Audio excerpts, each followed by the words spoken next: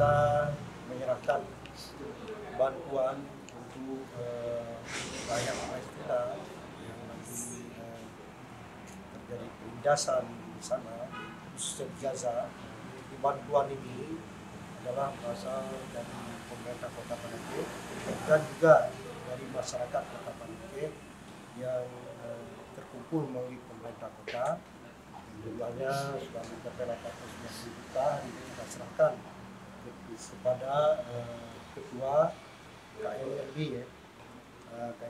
Kota Panake atas nama pimpinan Komite Nasional Kura Palestina KNRB Banda Aceh dan juga Provinsi Aceh. Tentu kami sangat apresiasi yang dilakukan dari Pak Wali dan jajarannya yang telah melakukan penggalangan dana dari pemerintah kota, PPD, dan juga sekolah serta masyarakat Banda Aceh. Ini menunjukkan bahwa Banda Aceh sangat peduli dengan kondisi saudara-saudaranya di Palestina, khususnya di Gaza yang saat ini sedang dijajah oleh Israel.